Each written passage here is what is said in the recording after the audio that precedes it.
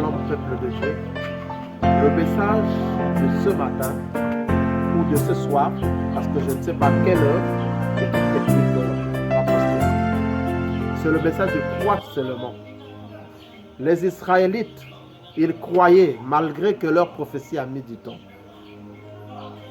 Il est écrit dans 2 Chroniques 20, confiez-vous à l'Éternel votre Dieu, vous serez affermis, et à mes serviteurs les prophètes vous réussirez. Oui, pourquoi je dis ça? Aujourd'hui, il y a beaucoup de gens qui se disent que rester à la maison, c'est la meilleure des solutions parce qu'il avait été déçu par un prophète ou par peut-être un pasteur ou par un bishop ou peut-être par un archibishop. Ce n'est pas lui qui t'a amené sur la terre. Ce n'est pas lui qui t'a amené sur la terre. La personne qui est à l'origine de ta vie sur terre, c'est le Seigneur Jésus-Christ. Je t'assure, si le Seigneur Jésus-Christ te déçoit, en ce moment, c'est là où tu dois avoir un problème. Mais je te dis une chose, mon frère. Jésus t'aime. Il a dit, crois seulement. Si tu crois, tu verras la gloire. Bartimée avait cru, Bartimée avait vu. À la piscine de Bethsaïda, l'homme de 38 ans avait cru et l'homme de 38 ans avait été sauvé. Écoutez-moi très bien. Le Seigneur nous demande de croire d'abord à la parole, mais de ne pas avoir d'abord confiance au miracle, confiance aux prophéties. Tu veux qu'on prophétise pour toi, mais pour que la prophétie s'accomplisse, il faut que tu crois. Écoutez, il a dit, je suis dans le Père et le Père est en moi. Mais si toi tu crois réellement à cette parole, tu verras le Père en Christ et tu verras aussi le Fils dans le Père. Voilà pourquoi beaucoup de gens ne suivent pas normalement la bonne doctrine parce qu'ils se disent que qui est le Fils de Dieu, qui est Dieu et comment, parce que la Bible nous a pas trop déchiffré cela, mais la Bible se révèle.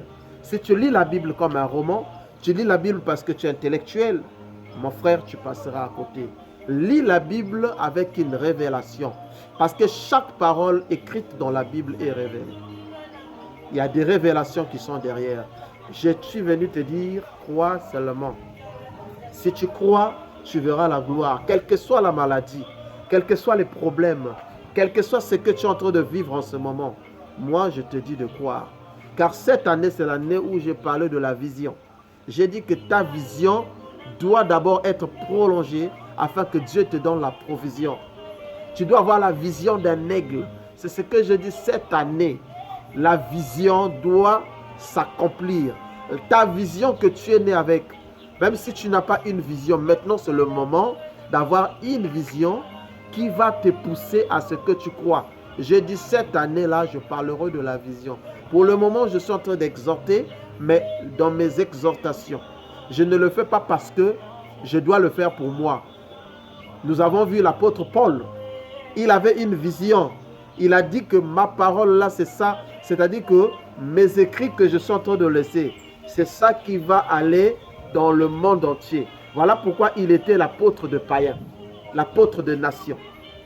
Si je peux bien expliquer. Pourquoi? Parce que lui, il avait une vision qui n'était pas limitée qu'en Israël. Sa vision était que ça doit aller dans tout le monde entier, que le monde entier puisse connaître réellement qui était le Seigneur Jésus-Christ. Voilà pourquoi vous allez constater. Il dit toujours notre Seigneur Jésus-Christ. Et lorsqu'il parle du Seigneur Jésus-Christ, il parle de Dieu. Et si toi, tu n'es pas un enfant de Dieu révélé, un aigle, tu peux dire qu'il y a 2 personnes. Le Seigneur Jésus-Christ, c'est une autre personne. Dieu le Père, c'est une autre personne.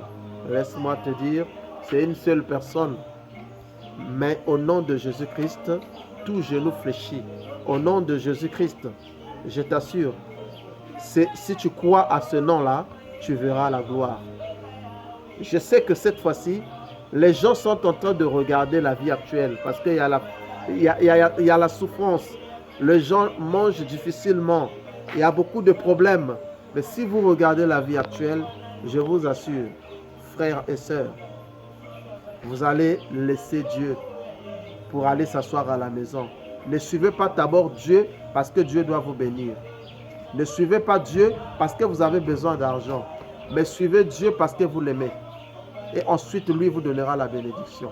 Ensuite, au retour, il va vous donner ce qu'il cherche. Au nom puissant de Jésus. Je vous assure que l'Éternel est... Beaucoup de gens disent ça. Et mon berger, je ne manquerai de rien, mais tu n'as pas mangé. Je ne manquerai de rien, mais tu manques. Parce que tu n'as pas dit ça avec ton cœur. Ne parle pas avec tes lèvres, mais parle avec ton cœur. L'Éternel est ton berger. Parce qu'il est ton berger, tu ne manqueras de rien. Oui, tu ne manqueras de rien lorsque tu crois en Jésus. Voilà pourquoi tu crois seulement. Crois à Marc 16. Crois à Apocalypse 22, 6. Crois à la parole d'Éphésiens 4. Les paroles que Dieu nous a données dans Éphésiens 6. Ce sont des paroles que nous devons croire. Les paroles de Pierre 1, au premier chapitre jusqu'à la fin. Les paroles de la parole où a donné la naissance à un prophète dans le ventre d'une femme stérile, Anne. Toi, crois seulement. Cette parole qui a donné naissance à ce grand monde que tu vois. Seulement la parole qui a créé le monde. Seulement la parole